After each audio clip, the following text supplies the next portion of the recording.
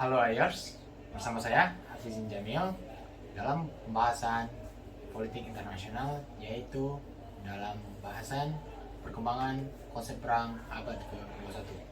Oke, lanjut ke pembahasan. Seiring berjalannya waktu, dunia teknologi menjadi semakin canggih, dan semenjak teknologi 3G, kini negara-negara berlomba-lomba untuk membangun teknologi 5G. Selain itu, beberapa warga negara maju udah manfaatin teknologi virtual assistant atau yang disebut juga artificial intelligence atau juga AI. Teknologi ini kerap kali ditunjukkan di berbagai film. Contohnya di startup, teknologi mirip Siri, Alexa, dan kawan-kawannya juga jadi contoh inspirasi di film kayak Her.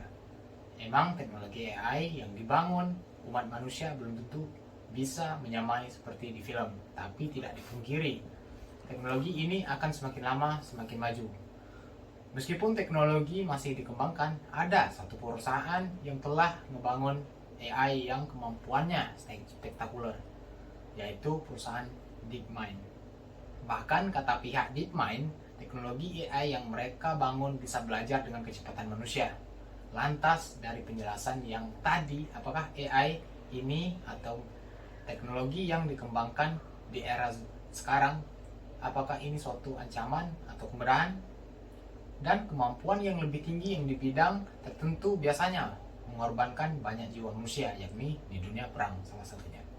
AI bisa lebih ahli dalam berperang juga.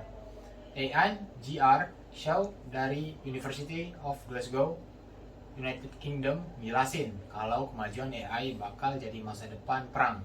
Robotic warfare ini pun disebut akan geser peperangan tradisional yang biasanya berfokus pada land power dan air power.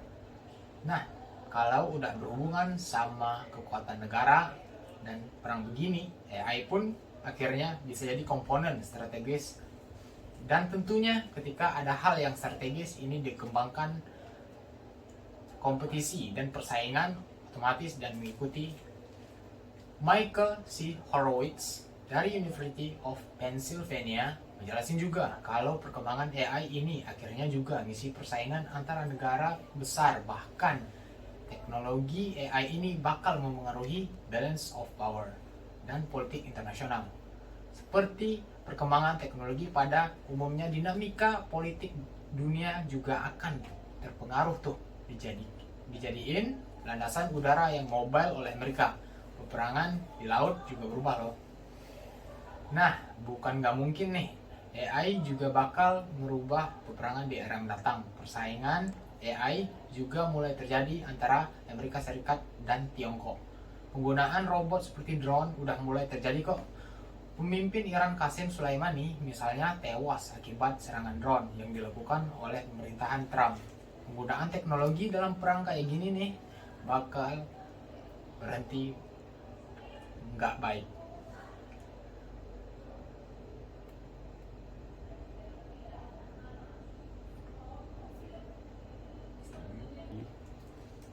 Nah, meskipun Tiongkok ini sangat against penggunaan robot dalam perang, negara ini tetap ngembangin teknologi AI loh.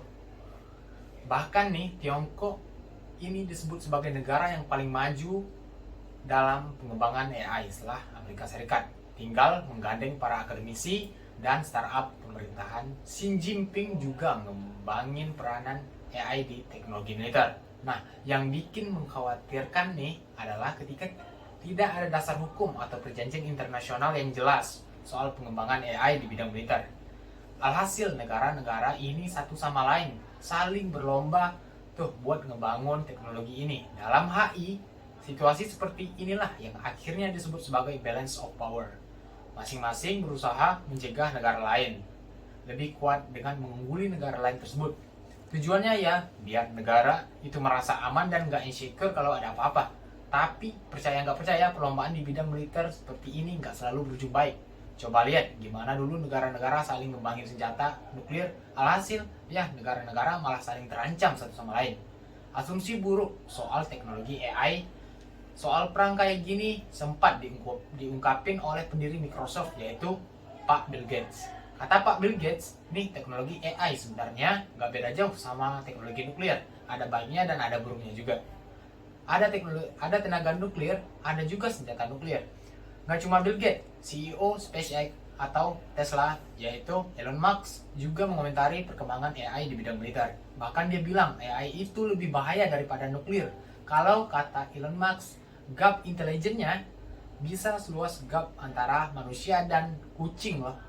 Akan tetapi, terlepas dari ketakutan Elon Musk dan Bill Gates, ada perspektif atau kacamata lain loh dari sejumlah perusahaan teknologi bidang AI bilang itu hanya paranoid yang nggak berdasar. Mark Zuckerberg bilang kalau dunia AI nggak bakalan menjadi seseram itu kok. Nah, pendapat ini juga pernah diungkapkan oleh Yuval Noah Harari dalam bukunya 21 Lesson. Harari ini pernah nyebutin AI belum tentu bisa nguasain dunia, soalnya belum tentu juga mereka punya consciousness layaknya manusia. Wah, jadi menurut kalian perlu nggak ya AI dikembangkan hingga level advance? Anda malah setuju sama Elon Musk atau Mark Zuckerberg? Silakan komen pendapat kalian di bawah.